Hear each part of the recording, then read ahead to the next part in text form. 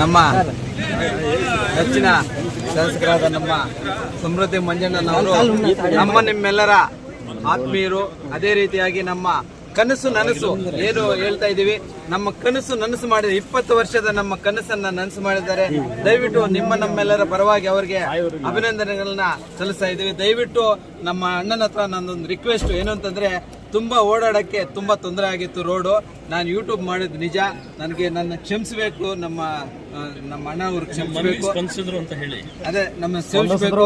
ಇವಾಗ 20 ವರ್ಷ ಯಾರೇ ಆದ್ರೂ ಈ 4 ಟರ್ಮ್ MLA ಆಗಿದ್ರು ಯಾರು ಮಾಡಲಿಲ್ಲ ಸಾಧನೆಯನ್ನ ನಮ್ಗೆ ಮಾಡಿಕೊಟ್ಟಿದ್ದಾರೆ.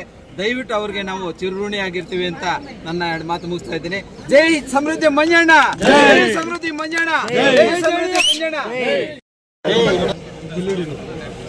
ಆತ್ಮೀಯ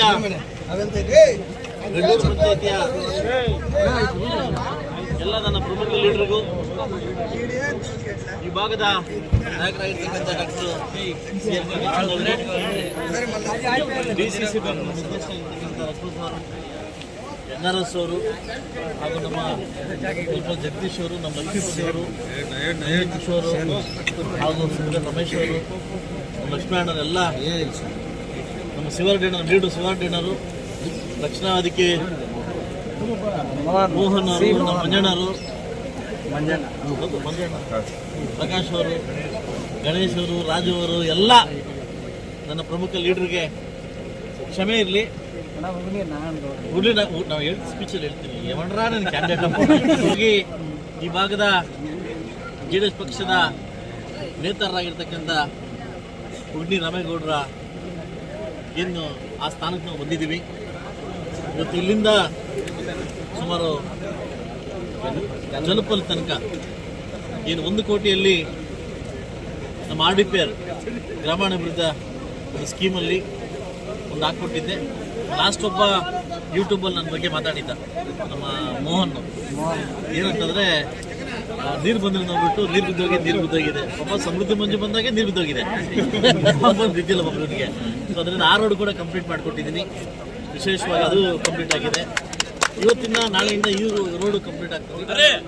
ಮುಳಬಾಗಿಲು ತಾಲೂಕಲ್ಲಿ 86 ಕಡೆ ಎಲ್ಲ ಹೊಸದು ಹಳೆದು ಎಲ್ಲ ಸೇರ್ಕೊಂಡು 86 ಕಡೆ ಪೂಜೆಗಳೆಲ್ಲ ಮಾಡಿಕೊಡ್ತೀನಿ. ಮಾರ್ಚ್ 31 ಮಾಡಿಕೊಟ್ಟು ವಿಶೇಷವಾಗಿ ಅಭಿವೃದ್ಧಿ ಮಾಡಲಿಕ್ಕೆ, ರೋಡಲ್ಲಿ ಅಭಿವೃದ್ಧಿ ಮಾಡಲಿಕ್ಕೆ ಸರ್ಕಾರವನ್ನು ಮನವಿ ಮಾಡಿ ವಿನಂತಿ ಮಾಡಿಕೊಂಡಿದ್ದೀನಿ.